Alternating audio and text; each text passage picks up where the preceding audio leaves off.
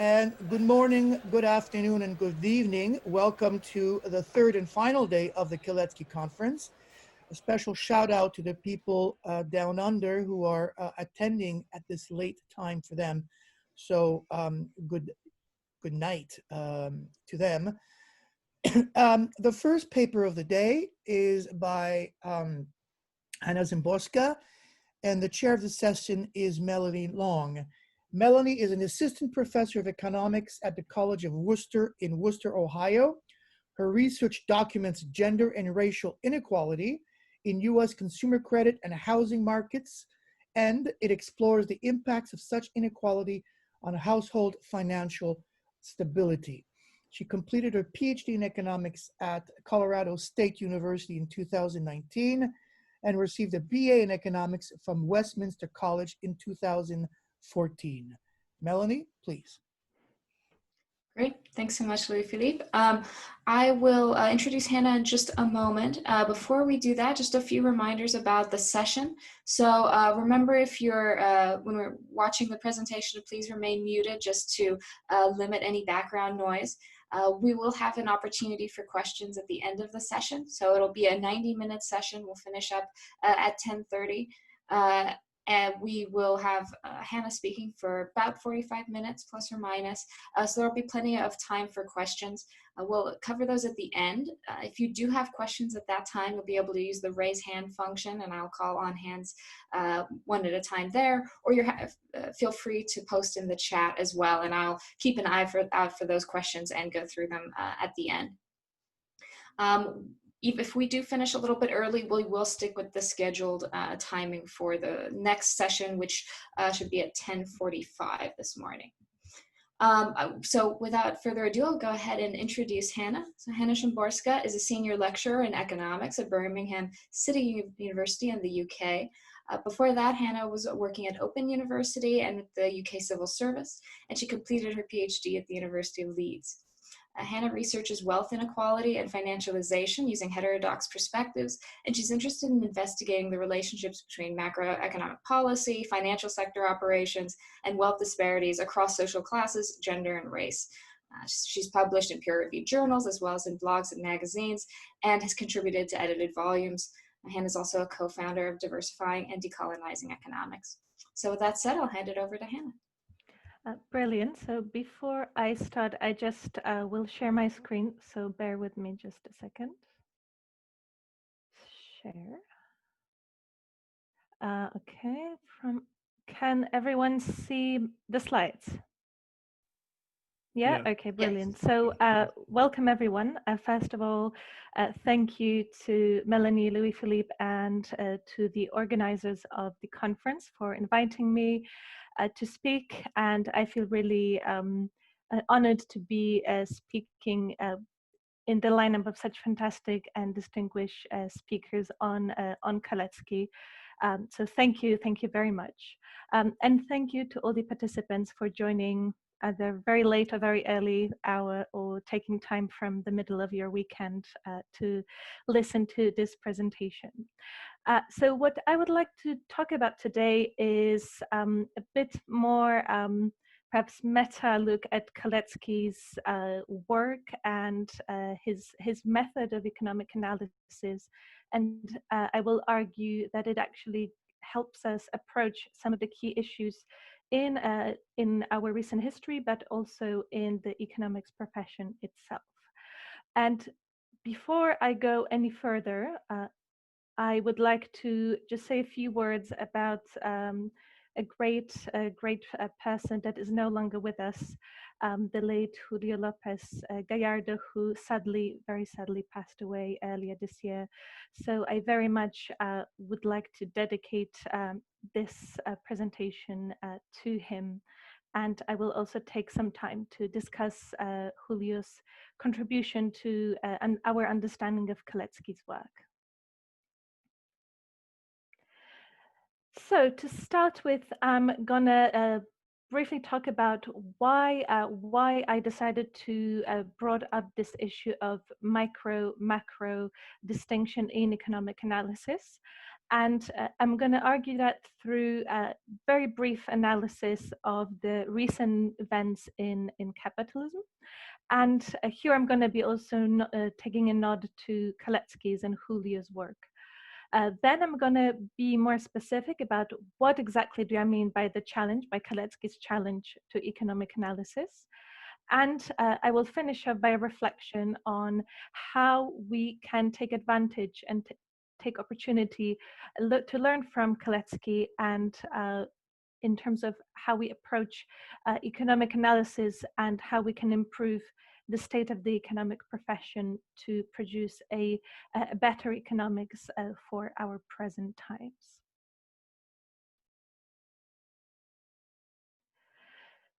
So, of course, it goes without saying, and I don't think in this crowd I need to convince anyone that the recent developments, by recent I mean more specifically from the 80s, but I think that we can probably extrapolate from that much earlier in history. The recent developments that we have observed and we are trying to analyze as economists are at their core multi-layered and multi-dimensional. And I will take some time in a little while going through what exactly do I mean by these layers, the dimensionality of these events. I'm going to be talking about the Great Recession and the global financial crisis and the rise of inequality that preceded it. I'm going to mention the issue of secular stagnation and also persistent imbalances in the global economy.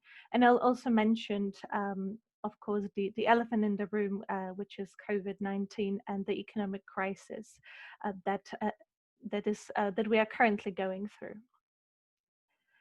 And what I will argue is that the way the accepted practice of economics has evolved in these recent years, and this dominant mainstream paradigm in economic theory, the way they are portrayed and the way they are practiced is in fact increasingly seen as unfit to explain these complex developments in our economies, national economies, and the global economy.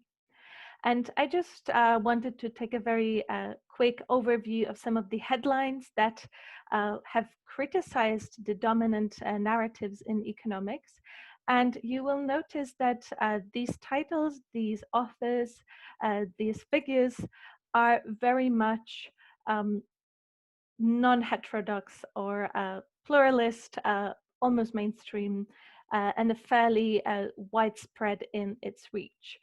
So we have views coming them all the way from the past crisis, 2009, Krugman asking, how did economists get it so wrong?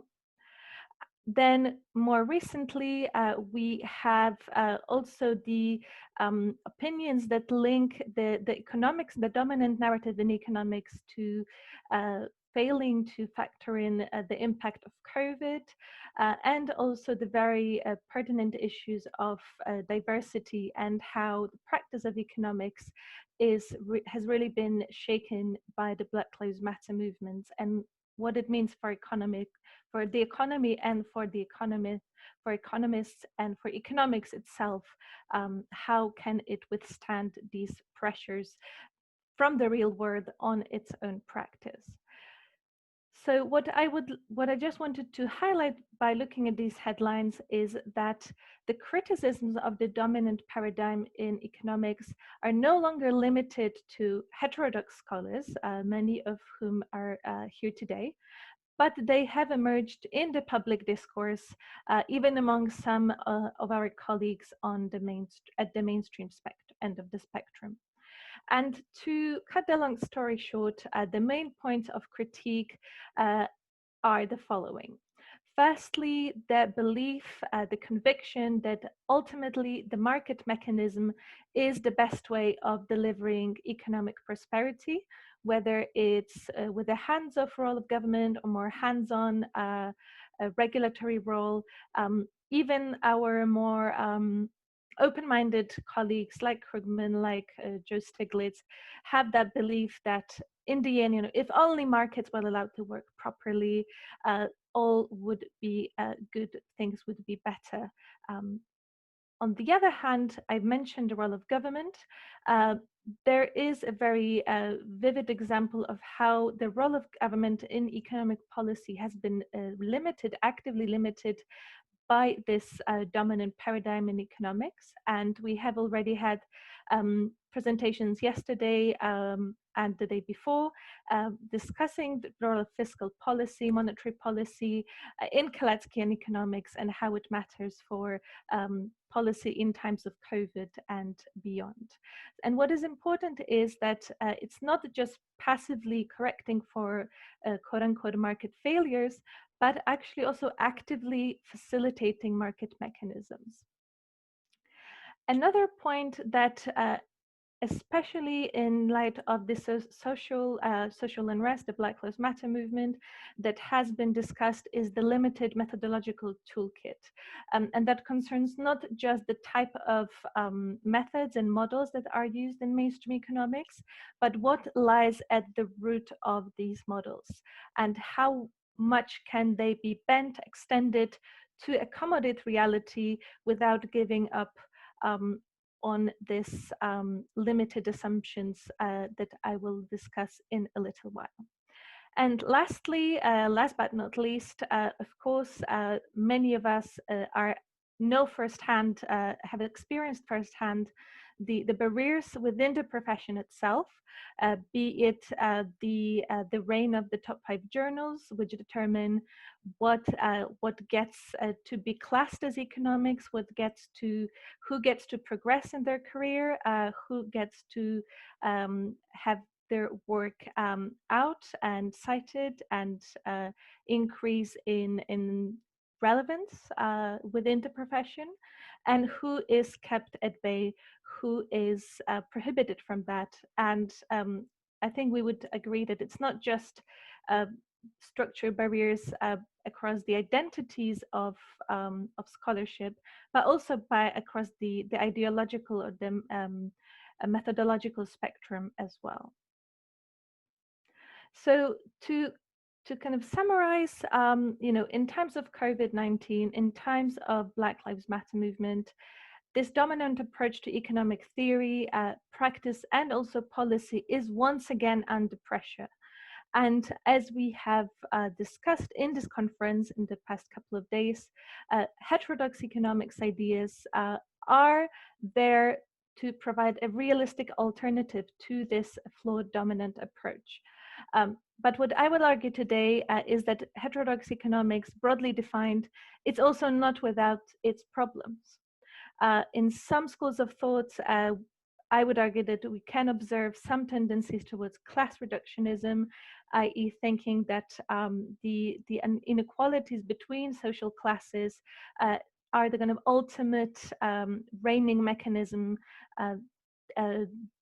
that determines and overrides inequalities, for example, across race or across gender. Of course, these are very complex relationships, but there are, I would argue that this attitude is in some ways harmful to the economics profession and to the state of heterodox economics, broadly defined as well. And that, of course, links to the issues that heterodox economics is not immune to the issues of diversity and inclusion, and again, not just in terms of identity, but also in terms of methodologies, I'd argue in some contexts. And then the last one, it may be a little bit harsh, but sometimes as a fairly young scholar, I'm thinking, we have these amazing events like this one. How can we reach out? How can we be taken more seriously by the broader profession, by our mainstream colleagues? Do we want to be taken seriously by them? Do we need their acknowledgement or not? Obviously, it's a question for debate, but there is an element of this amazing scholarship being perhaps sometimes limited in its reach to those who are open to receive these alternative approaches. So the main point that I kind of inspired me to talk about this particular topic is that, of course, we are all aware that there are repeated events in recent history of capitalism that are a very deep and profound testament to the need for a radical change in economics and in economic policy. But it seems that almost time and time again, mainstream economics is able to recover from its failures, at least on the surface. And we know, probably some of us in this virtual room have argued that perhaps the Great Recession was somehow of a lost opportunity for heterodox economics to create a lasting challenge for the mainstream. Again, we can discuss that later on.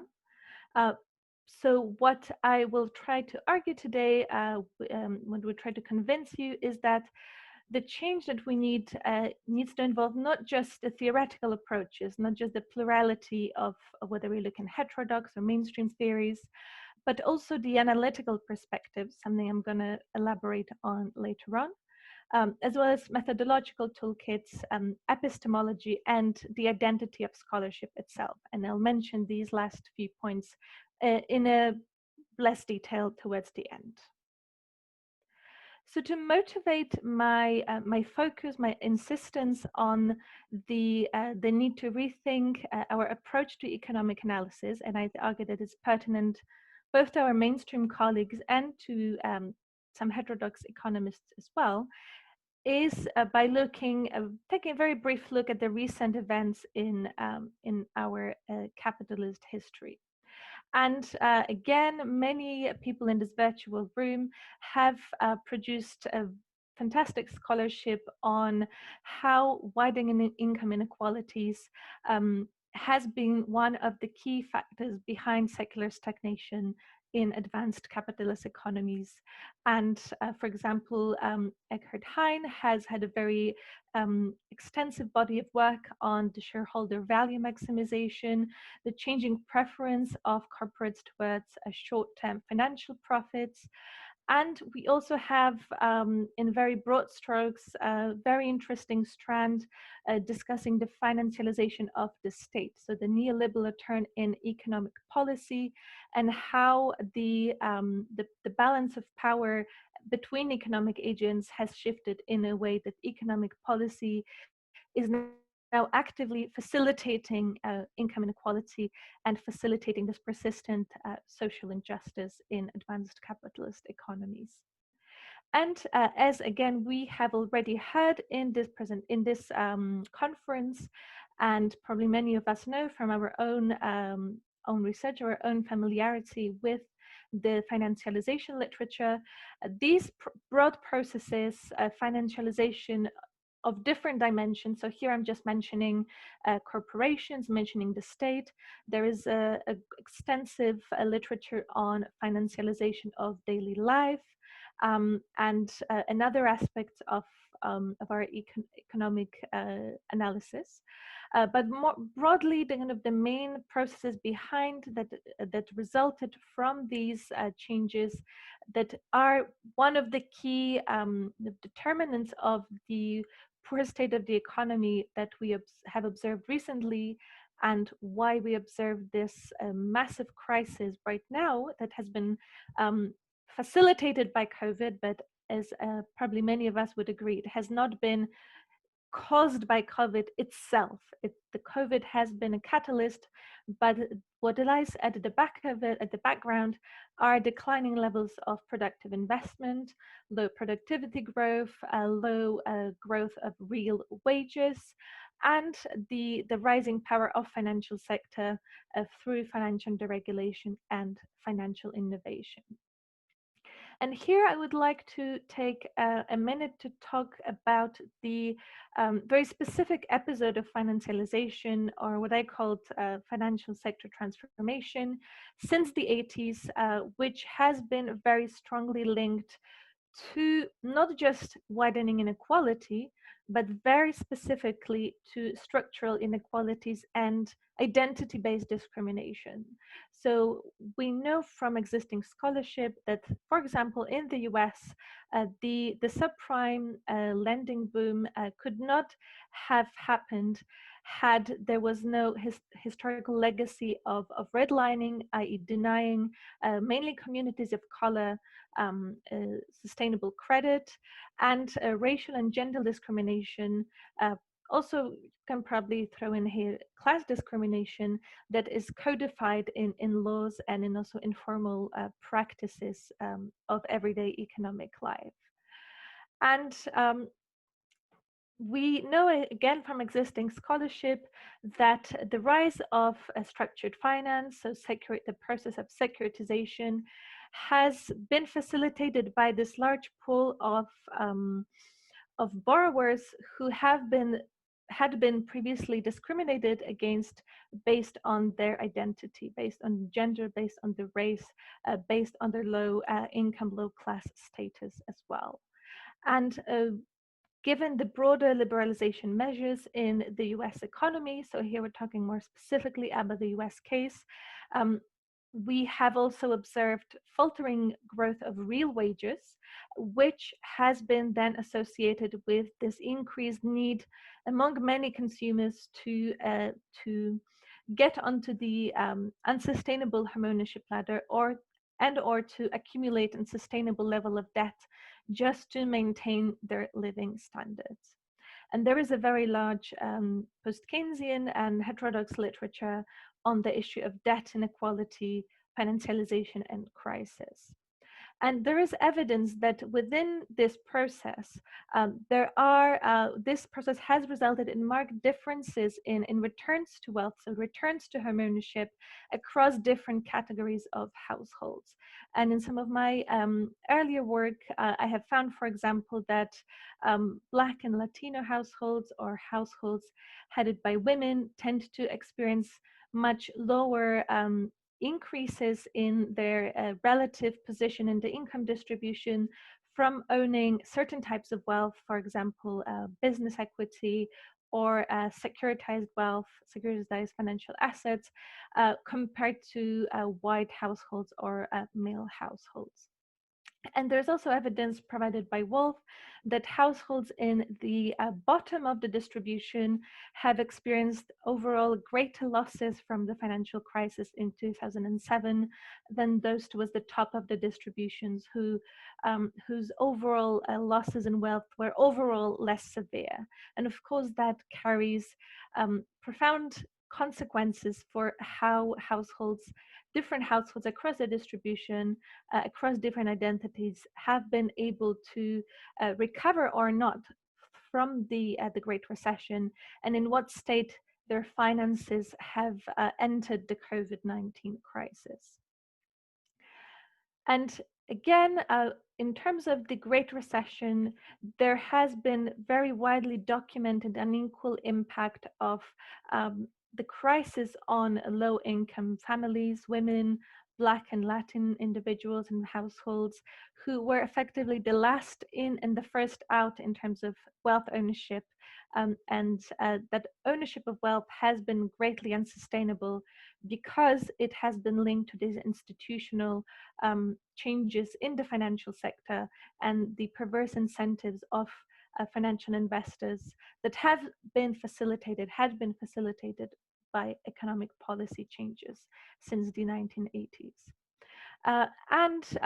Going on to the recent crisis, of course, evidence is much more limited, but we already know that the structural inequalities in employment, in housing, and other dimensions of economic life have translated into a disproportionately negative outcomes for people of color, for women, for low-income workers, and we have also have been alerted of signs of deepening inequality throughout the pandemic.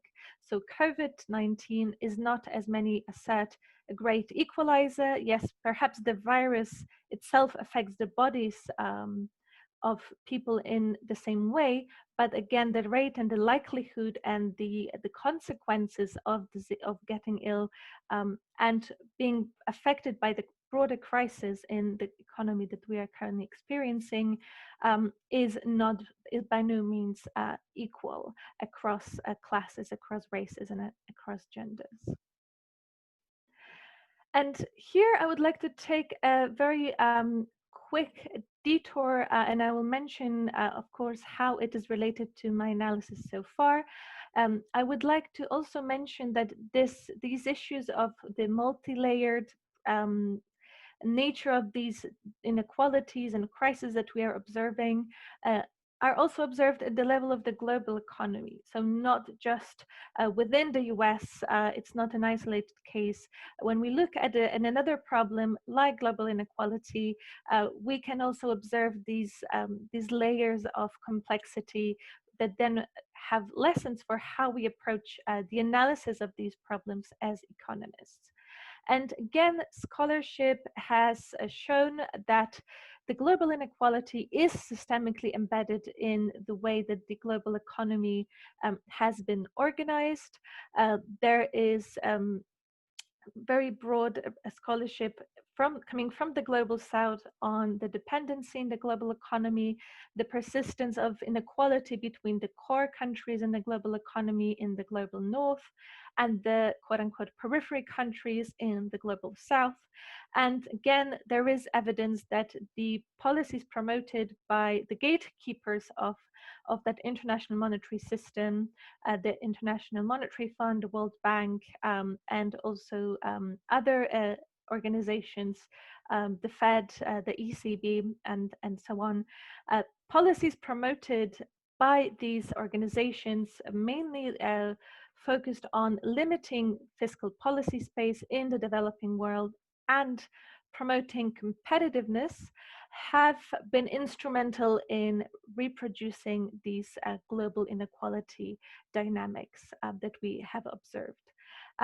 On the level of the global financial system, we observe increasing external indebtedness in terms of the accumulation of private debt in the developing countries.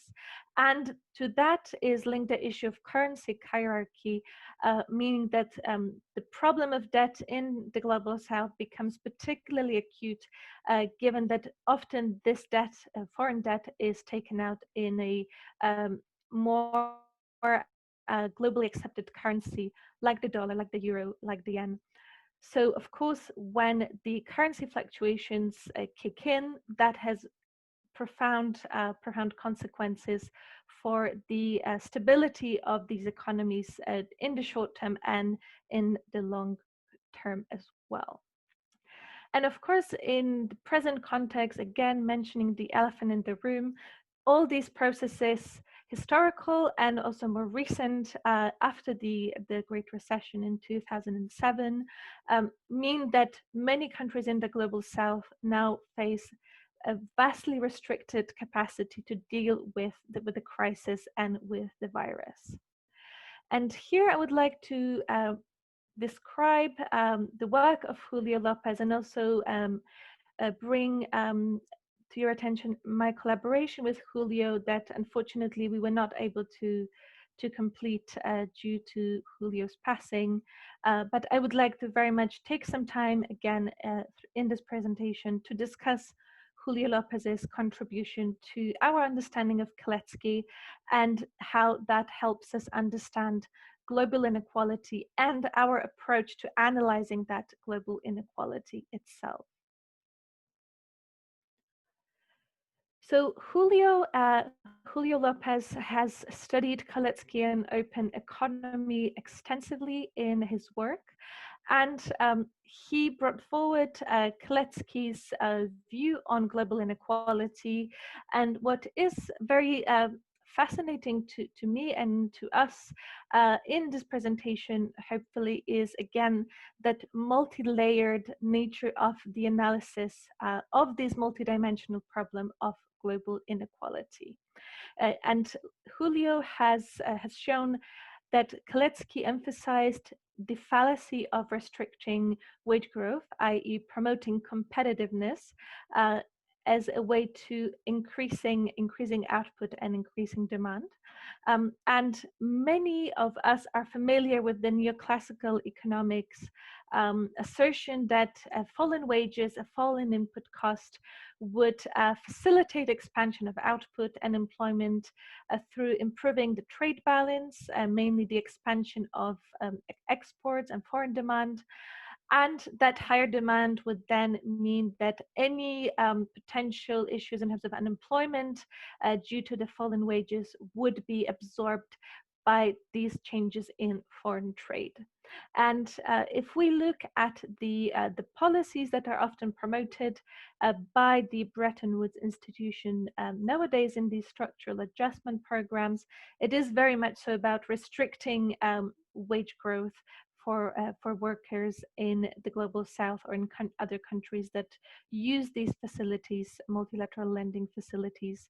And Kalecki helps us understand why this is flawed and how that contributes to global inequality. So what Kalecki has emphasized, as was pointed out by Julio Lopez in his work, Kalecki emphasized that there is an additional effect of wage reduction, which inhibits or even can, in some instances, counteract the expansion of output, leading to a worse outcome for workers and to a lowering of real wages and eroding the purchasing power of workers in the domestic economy.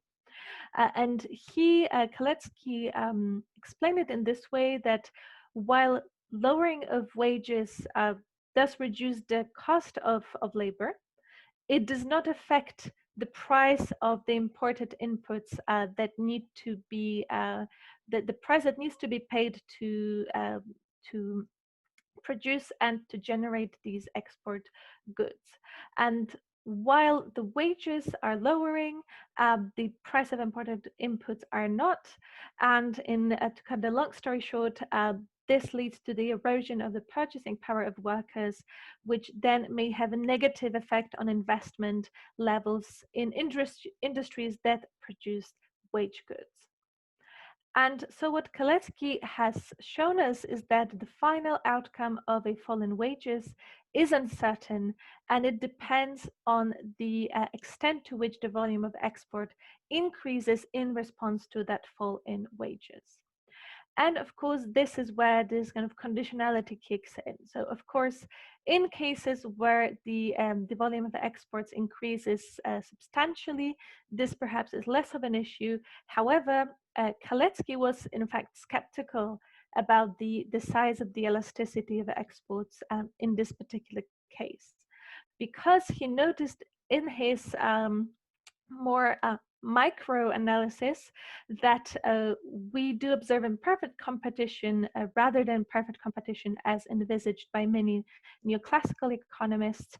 And under imperfect competition, firms may not pass on the reduction of cost to consumers if the domestic price of imports does not fall. And we already know, thanks to Kalecki's earlier input, that this is not guaranteed.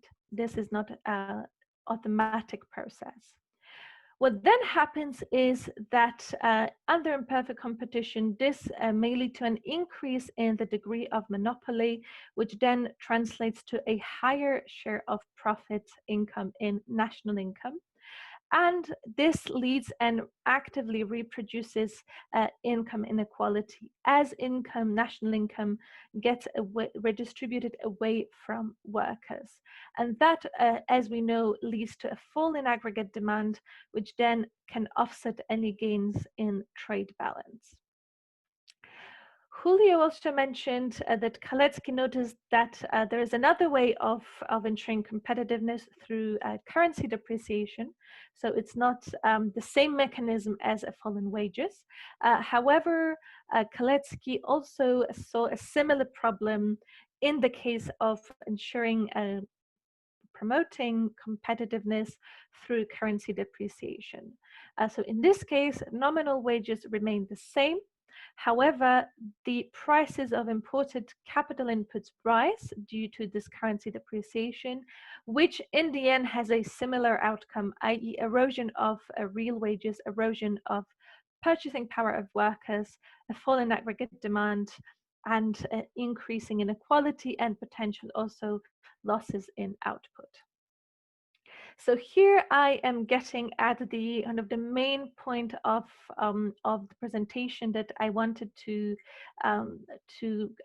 communicate across to you all, which is that appreciation of the interaction between the macroeconomic processes and the micro, or some may also call them the meso level effects at the firm level, at the level of social classes, consumers, etc.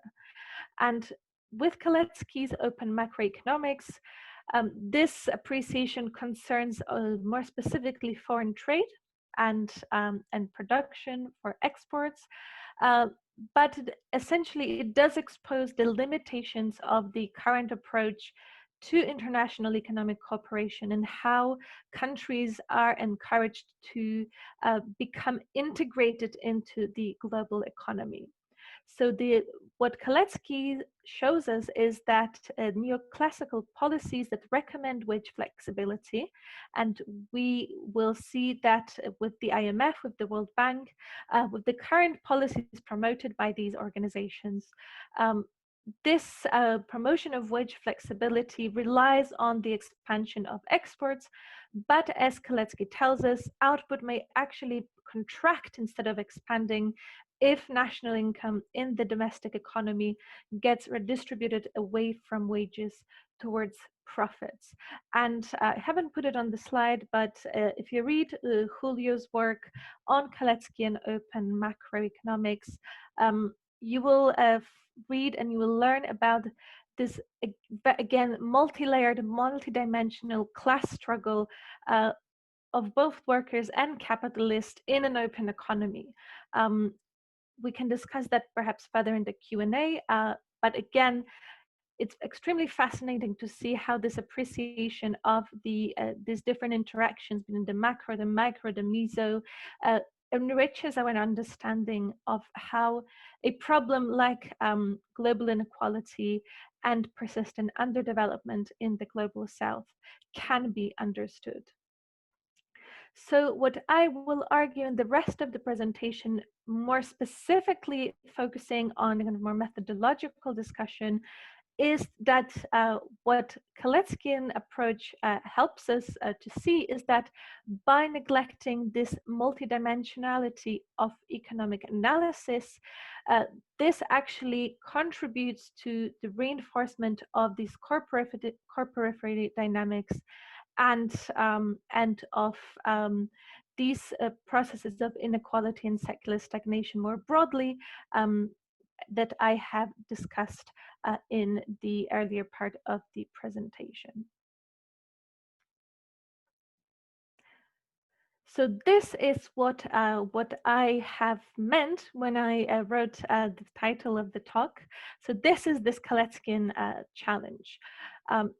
What I'm getting at is, as I hope I have shown you or have convinced you, that the recent events in the history of capitalism are complex, are multidimensional in its nature, and the multidimensional nature means that in order to understand how inequality, how macroeconomic fragility and crisis reinforce each other, we need to analyze the link between the macroeconomic realm of systemically embedded privilege or disadvantage and the micro or meso level determined identities across social class and in the case of the Great Recession, across gender and race as well. And what Kaleckian economics challenges us to do, and what it challenges, is this neoclassical claim that inequality and growth can be explained by, for example, differences in human capital or differences in marginal contribution of each agent to the production process, skill bias, technological change. All of these explanations of inequality, both within and between countries, that are today put forward by our neoclassical, by our mainstream colleagues, that really are detrimental to how the state of economics profession has led to this kind of widespread criticism of economics in the popular discourse in the media that I had mentioned at the beginning of the presentation. And of course, in a conference on Kalecki, we have already mentioned that, Kaleckian approach, in my view, it is superior to Keynes's analysis of aggregate demand in national economies, because precisely it explicitly considers the structural inequalities across classes and embeds this micro-macro interactions in understanding this national and global outcomes in our economies. And again, if it is not clear enough yet, what I mean by this micro-macro interactions, looking specifically at Kalecki's work, is his appreciation, his emphasis on the role of income distribution, the power struggle between different social classes in explaining processes and variables, concepts that perhaps on the face of it have little to do with power struggle of social inequalities, like perhaps investment levels, output levels, and so on. And we have already heard about Kalecki's famous 1943 article in this conference about the political aspects of full employment. And what I will argue is that this particular piece of work also shows us that it is also the macroeconomic processes that play a role in reproducing class-based, so there's more micro or meso-level inequalities. So it's not just that one causes the other, is that interaction, that reinforcing dynamics that are really crucial to this challenge of Kalecki, to economic analysis today and historically. So to summarize how this matters, how this links to this Kaleckian challenge, is that what Kalecki encourages us to do as economists, heterodox mainstream economists, he encourages us at the level of our methodology, at the level of our scholarship, to look beyond the commonly accepted boundaries of economic analysis. And in heterodox economics, we do that as well. We probably most of us would classify themselves as macroeconomists. Some of us perhaps would say, oh, we are more microeconomists. We analyze more the microdynamics. But what Kalecki's work emphasizes is that these micro-macro processes and the micro-macro outcomes are deeply intertwined. And we can't explain, on the one hand, the macro level business cycles or crises without understanding the role of the micro, or again, some may call it meso level disparities across social classes. And again, with the example of the Great Recession, we also would add gender and race into this list. And at the same time, the macro level developments related to the business cycle and to the shape of economic policy also reproduce and reinforce these micro or meso level inequalities across classes, gender, and races. So this is what I meant by this fundamental challenge of Kalecki to economic analysis, how economics is conceptualized, practiced, and applied today. And what I will argue is that in the more dominant paradigm of economics, the more mainstream approach to economics, there is an insufficient appreciation of this intertwined role of business cycles, inequality, racial gender discrimination, social injustice, and how these processes reinforce each other in this kind of complex analytical way. And it is one of the reasons why the economics profession is seen to be currently in crisis and to be unfit to explain some of the recent events in the history of capitalism. Of course, many of you may be thinking, and I'm hopefully will address that.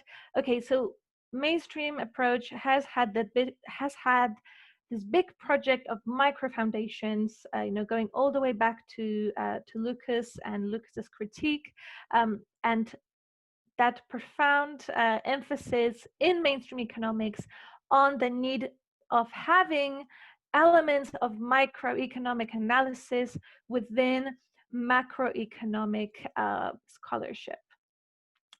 And I will argue that this approach of simply attaching some microfoundations and thinking or believing that one can explain crises, business cycles, investment inequalities by simply looking at these micro level theories that are there already in mainstream economics, for example, is not actually fit for purpose. It is not the answer to this challenge that Kalecki and economics has posed for us. Because even when these models allow for more sophisticated features, for example, there have been some models that have used more sophisticated behavior of agents, of consumers, of different banks, firms, by including this heterogeneous agents. Some even have started to include these elements of money creation by the private financial sector and the private banking sector. What remains at the root of the mainstream microfoundations project is very much flawed. And first of all, in my understanding, the microfoundations project in mainstream economics continues to suffer from the fallacy of composition, i.e. believing that just by aggregating the behaviors of these heterogeneous agents at the micro level, we would be able to understand what's going on at the macro level of the economy, simply neglects the systemic dynamics. And Kalecki Keynes have been very vocal about this already all these decades ago. And I would argue that the microfoundations project does not go successfully beyond that. And there is also the issue of how we conceptualize these agents, these micro level processes to occur. And what often happens in the microfoundations literature in mainstream economics is the assumption of optimizing behavior, some form of optimization by the agents. And of course, again, as many of us would recognize immediately, this neglects this intergroup dynamics across classes, but also across genders, races. It neglects the issues of relative behavior, an issue that has been recently picked up by many post-Keynesian economists, the issue of relative consumption, relative behavior, and how that matters for these conceptualizations of these micro behaviors, micro processes. And of course, last but not least, fundamental uncertainty is largely absent from this mainstream microfoundations approach. And again, to cut the long story short, there is also evidence that this type of approach to integrating the micro and the macro analysis may lead to rationalizing of discrimination, of inequality, saying that these discrimination is simply how, for example, banks take advantage of asymmetric information, right? Inequality is simply a result of the different skills, cognitive capacities of different people, how well they are able to take advantage of opportunities given to them, right?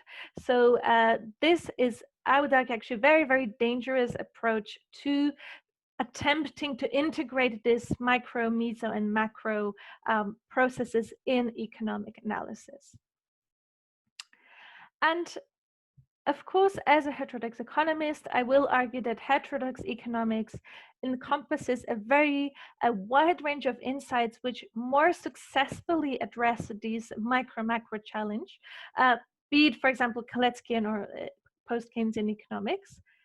However, what I would argue, again, from my lived experience of being a fairly young economist and of my research on the issues of financialization, gender and race inequalities, is that often the insights in heterodox economics develop in parallel to each other, and there sometimes could be more dialogue between the different schools of thought within the broadly defined field of heterodox economics to help us integrate this micro-macro challenge better in the economic analysis that we perform. And again, this is just an example from my own work. There is a lot of commonalities, especially recently, between the post-Keynesian, Kaleckian economics, complexity economics, old institutionalism, social economics, that have been very nicely joined by this red line that has appeared on the slide magically. So very, very helpful. These schools of thought are fairly distinct. They are heterodox, I would argue, or parts of them heterodox, and there has been, I would argue, more dialogue between these aspects of heterodox scholarship. But at the same time, there has been extensive scholarship for many years in feminist political economy, in stratification economics, which I put a little asterisk because not all stratification economists would call themselves heterodox, but nevertheless there is a very wide scholarship in stratification economic theory from scholars who would identify themselves as heterodox in one way or another. And I believe that more could be done to integrate the scholarship happening on the right and on the left-hand side of this little diagram here to help us understand better how we can integrate this intertwined reinforcing processes between the micro inequalities, the macro inequalities, and crises. So to finish off the presentation, I'm not sure how I'm doing with time, but it's coming up to an end.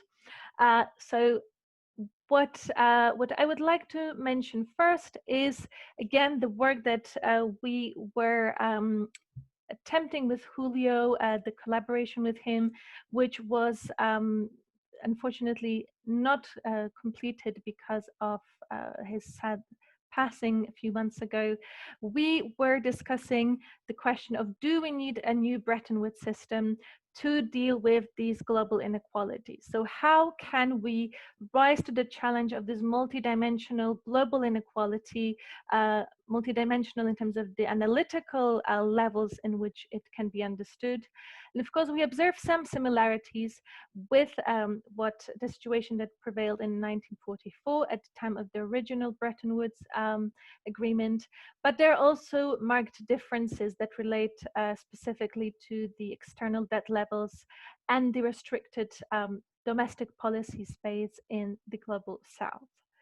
And what we were discussing with Julio is that at present, if there was any Bretton Woods-like agreement by the existing institutions, organizations, it would likely be based on these neoclassical approaches to policymaking that, as we have discussed earlier, based on Kalecki and open macroeconomics, has this unintended or intended perhaps effect on real wages and purchasing power and aggregate demand.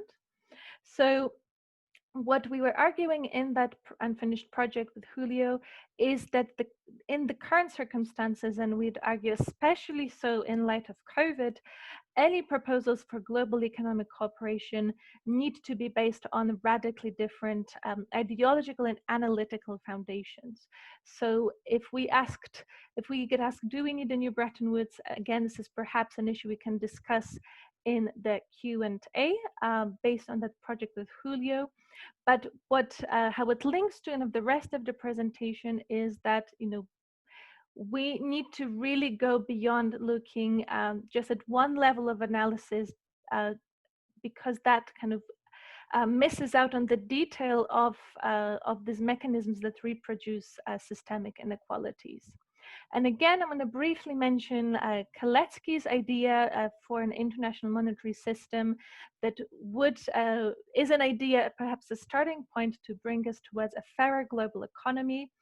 And again, I would be happy to talk in more detail about it in the Q&A based on the time. What really is remarkable to me was that Kalecki's highlighted, the technical aspects of this new monetary system based on the Keynes' idea of Bancor and the International Clearing Union, is that Kalecki emphasized the political responsibility of these key decision makers in the global economy, something that I believe is currently missing, and I will shortly say why. So before I kind of draw all of these strands together in the final conclusion, I also would like to mention the issue of microfoundations, because I did discuss it at length earlier.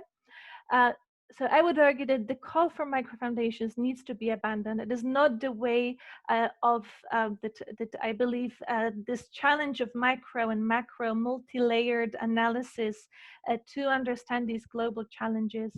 I don't believe it's an appropriate tool. And of course, here I am distinguishing between something that's probably more likely to happen. So, at the moment, yes, mainstream is the mainstream. So first, how do we avoid harm? How do we avoid policies that reproduce global inequality within the present state of the economics profession? And of course, this is not an ideal, because reforming mainstream economics is not enough. The profession needs a fundamental rethinking of what economics is, what are the objectives of economics, what tools of analysis are, and that goes to kind of my grand conclusion that that requires challenging the power relations within the profession and integrating more interdisciplinarity, more plurality of perspectives at the root of investigation, rather than as just an add-on to an extension of models that are fundamentally flawed.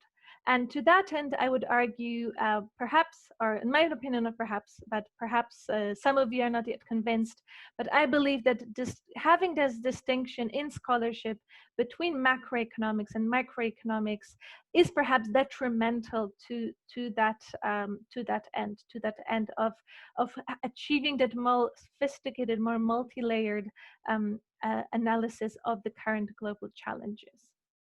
And just looking at the time, so I want to go fairly quickly through these, just with some brief thoughts for heterodox economics. So again, heterodox economics, I believe, has the answers, but again, I feel there is room for improvement. I think what we have seen in this conference is a fantastic example of applying the knowledge of historical thinkers into the modern context.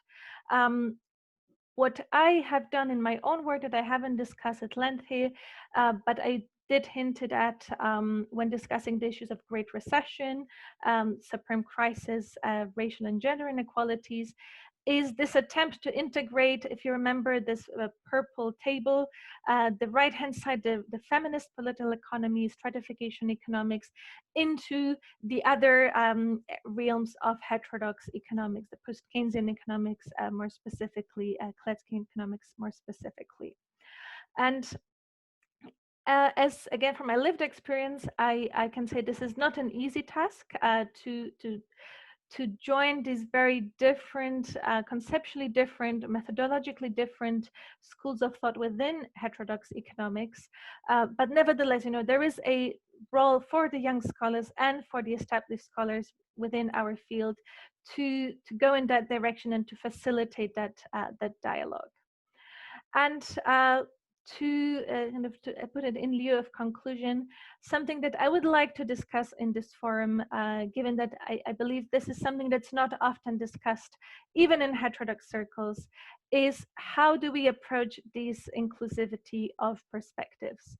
And of course, we can think of inclusivity of scholarship in terms of the identity of the scholars themselves, the plurality of the approaches, but something that I believe needs to be discussed more in heterodox economics, in Kaleckian economics, in post-Keynesian economics, is this issue of epistemological diversity. So what do we see as expertise? What do we recognize the historical and Eurocentrism that underpins the way we practice economics and the way we see what's worthy of analysis, what's worthy of scholarship? That is a challenge that I believe heterodox economics also has to address. So I'm going to skip through that to finish off with these brief points. That what I believe heterodox economics needs to do to become a more effective challenger to the mainstream in the current circumstances is really to take this issue of inclusivity seriously. And again, as I mentioned towards the end, that means not just looking at the theoretical perspective. It means looking at identities of scholarship, the epistemological basis of scholarship, what counts as expertise, and we need to be, I believe, very open and honest with ourselves about how we practice economics ourselves. And I'm not pointing fingers, I'm saying it first and foremost to myself. And I think that going back to Kalecki's work is a perfect example of this open mind, the open nature of scholarship, the inclusive nature of scholarship, because we know that he had been involved in supporting countries in the global south in economic policy making. So overall, I hope that you have taken out some interesting points from this talk. Apologies if I went over time a little, but I do hope that we can get some good discussions going. So thank you very much.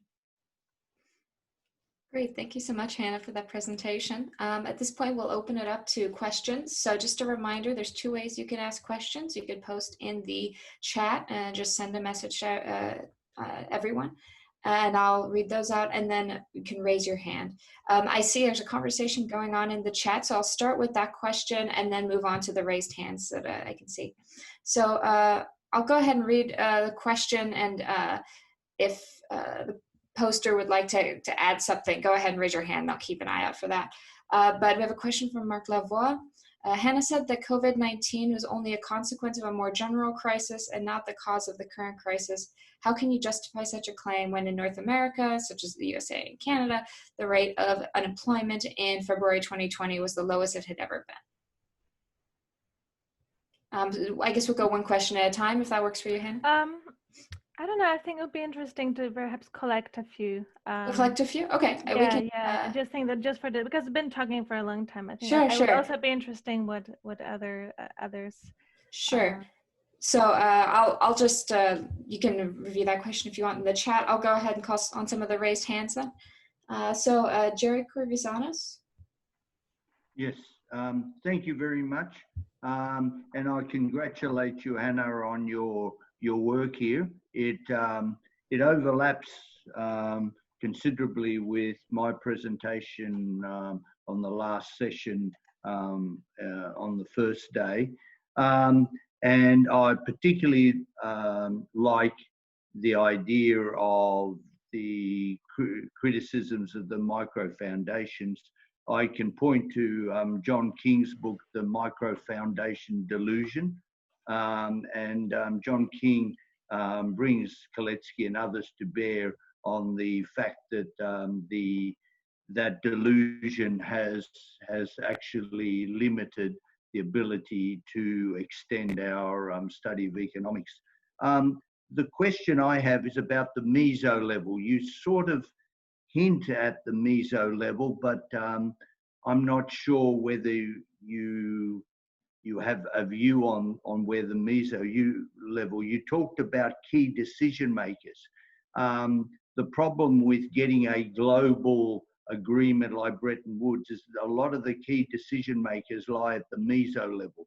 The big businesses, the strong sectors of the economy that are run effectively at a global level across nations and not from a national perspective. And that these key decision makers at the meso level have got to be analysed and have got to see how they can be brought into the analytical tools and find a way of somehow getting a better analysis that will lead to a global Bretton Woods is difficult if the decision makers, a lot of them at the meso level, are not in agreements that that's needed. Great. Okay. And before we take one more question, we can go ahead and I think take the presentation down if that's okay with you, Hannah. Yeah. That way we can see full video. How do I do it? Sorry, stop share. Perfect. Okay. Great. Okay. We'll go ahead, I guess, and take one more hand and then yes, turn it back to you. So Amitav Haddad, I see you have your hand up.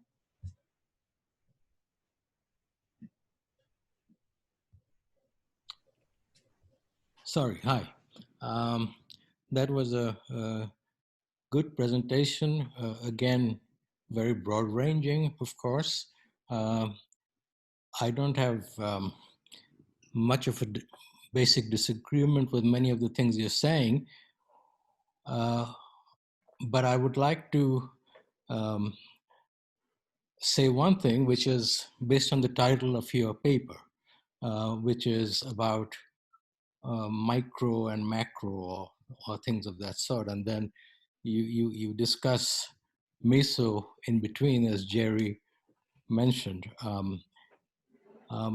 Perhaps the problem is thinking about the words micro and macro and where it came from.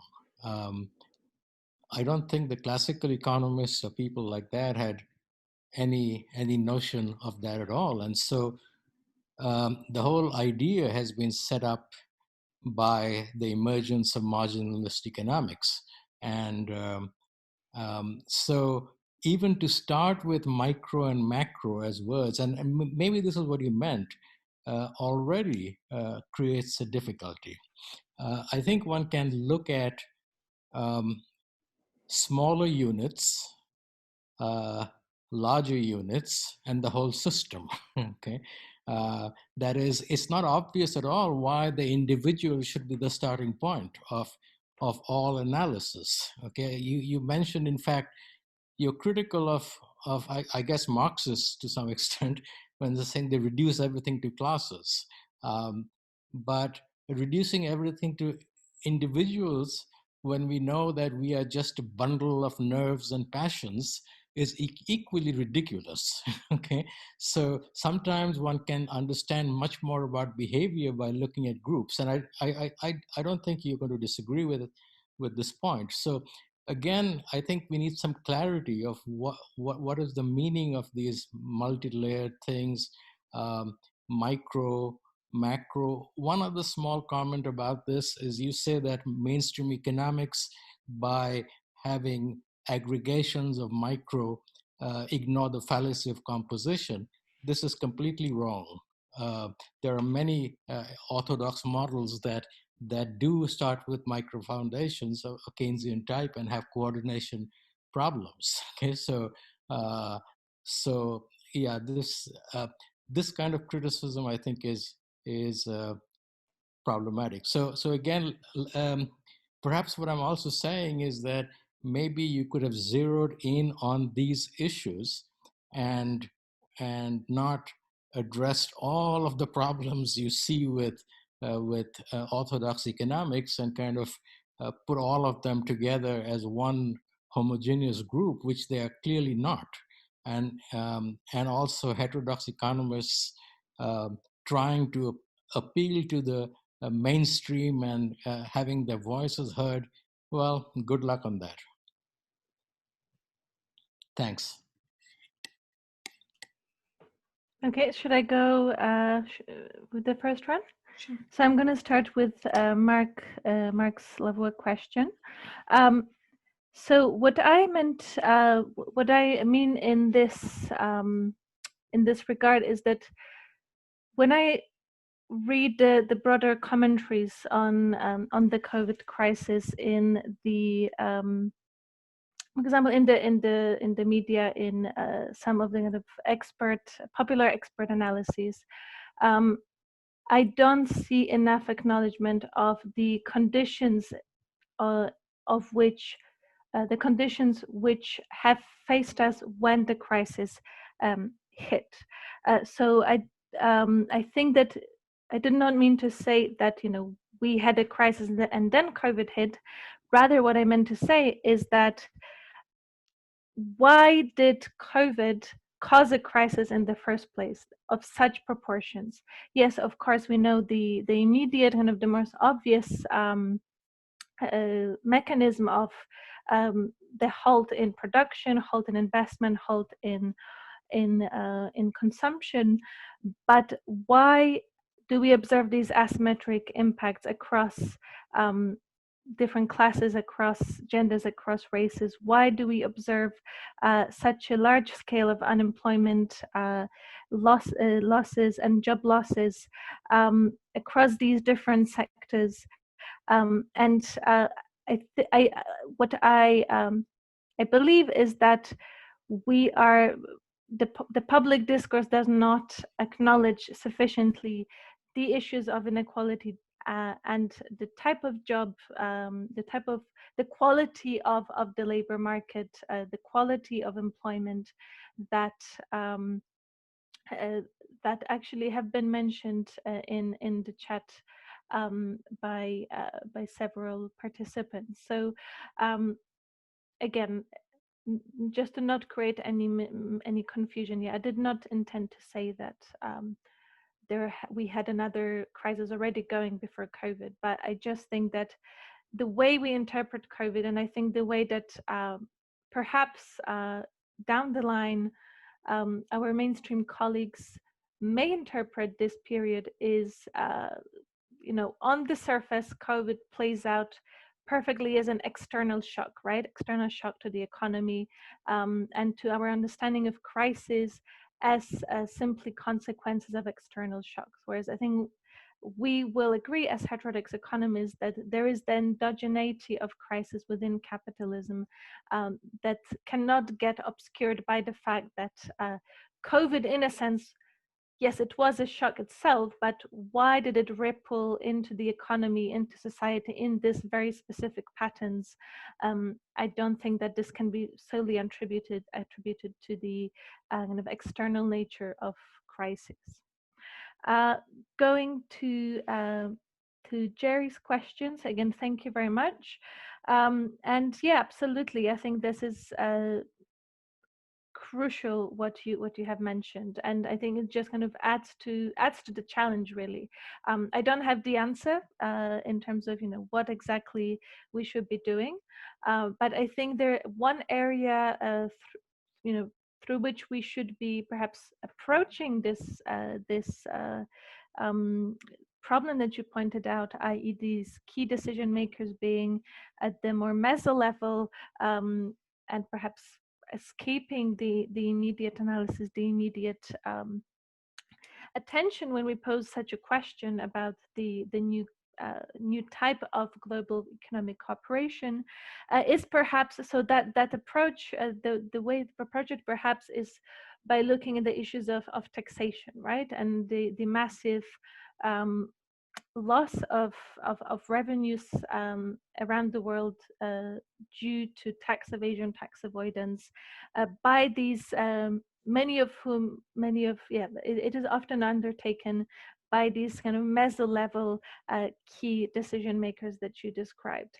Of course, it's not a direct way of discussing the nature of global economic cooperation, but I believe there has been a lot of scholarship done in recent years on the issue of tax evasion and avoidance, how that links to inequality and lost revenues, and the type of policies that could be put in place to mitigate that. And it's quite interesting to go at an indirect level that way. I wouldn't have thought of going there, but that's quite an interesting way of going, yes. It is, and I think that's again going to the kind of the heterodox orthodox distinction of the ideological spectrum. I think the issue of taxation is something that probably is a dialogue that we could engage with many of our colleagues and policymakers from across the spectrum. So yeah, I think that would be my comment / answer to you. And then Amitav, again, thank you very much for your comments, for your feedback. I think that we have different ways of approaching problems, and I think what you have mentioned again is very profound, and this is exactly what I was hoping to communicate, that this categories of the micro and the macro is not something that was embedded in the economics profession at its inception, and it is a very historically, politically, perhaps loaded term. However, the reason I decided to put it in this way is, in these broad strokes, is that it's just to provoke thoughts of something that perhaps we take for granted, and I think this is perhaps especially so among the young scholars, or those that are kind of in between these different schools of thought in terms of their own identification, but also where their own research fits, quote unquote. And for many of us, I think we do take for granted these claims of neutrality, the claims of being a way of doing economics, and then being some perhaps alternative way of doing it through the heterodox perspectives. But I think, of course, this is, I think what this quote unquote micro macro Kalecki challenge that I tried to discuss today tells us and shows us is that really that our whole view of economic analysis itself needs to kind of come to the forefront when it comes to our own analysis. So yeah, I admit, yeah, this is very broad strokes. It's very general, very conceptual, putting a lot of information in there, but it has been on purpose. And of course, I acknowledge the problems with that. But this is the approach I decide to take for this particular discussion today. But I think you are absolutely right when you're asking the questions, why should the individual be at the center of analysis? Why not another element? Where is the center? What is the start of the analysis itself? Again, I don't have answers to these questions, but I think these are the type of questions that you actually yourself have posed in your comment, are the type of questions I think we are not asking enough within heterodox economics, within mainstream economics, and kind of across scholarship itself. So yeah, thank you. I acknowledge your feedback, and I thank you for that, and I thank you for raising these points. All right, so we have about 10 minutes, so I think we've got a few more questions. I'll post 3 more. I don't want us to run out of time here. So I'll post 3 more, 2 from the chat, and I see 1 raised hand. I know that might leave a couple of you waiting, so maybe you have a chance to reach out after, but we'll see where we are after these 3. So in the chat, I see, and I apologize for any names I don't pronounce correctly, Yukui Wong asks, what can we learn from complexity economics? And another question in the chat Bruna Teixeira da Silva asks, can you indicate literature about the post-Keynesian/Kaleckian microeconomics approach? And then I saw Pablo Bort's hand was raised, and we'll go from there if we have more time for questions. Hi, just one point or question related to what was discussed between Hanna, Sherry, and Amitava. Related, I think, two small points. One, I really despise the word microfoundations. I usually like to use the word correspondence, because what I think there needs to be is a dialogue, a relation between different dimensions. And the other thing that I wanted to emphasize regarding this macro discussion, let's say, is the issue of system and systemically important, let's say, agents, players, institutions. We all know about systemically important banks concentrated in the financial sector, but also it also applies to firms, to non-financial corporations. Just one example that I know of in Brazil, for instance, the main petro company, Petrobras, and perhaps 2 or 3 more companies are responsible for a large share of investment. So, and when 2 or 3 companies fail or get into difficulties, it spreads to the whole economy. So I think that the issue of system, of balance sheet relations in a Minskian approach, etc., could add another dimension for analyzing the interaction between different levels of analysis. That's all I wanted to say. Thank you. I think I'm going to be very quick with my answers. Let me just go. Yeah, what can we learn from complexity economics? And I'm going to answer at the same time literature on post-Keynesian Kaleckian micro approach. So yeah, actually, I was just about to type title. I would recommend, in addition to the fantastic sources that have been mentioned in the chat, which I definitely recommend, and I learned a massive amount from these resources. Also, Wolfram Elsner's The Microeconomics of Complex Economies. And the complexity economics, again, if you look at the very recent scholarship, especially at same post-Keynesian economics, there is a lot of methodological dialogue that's happening. So for example, you may see more and more post-Keynesian economists using the so-called agent-based models, integrating them into the more macro, using these labels, categories of analysis like stock flow consistent modeling. So I'd say that the dialogue or the contribution, if you want to call it that way, is the following.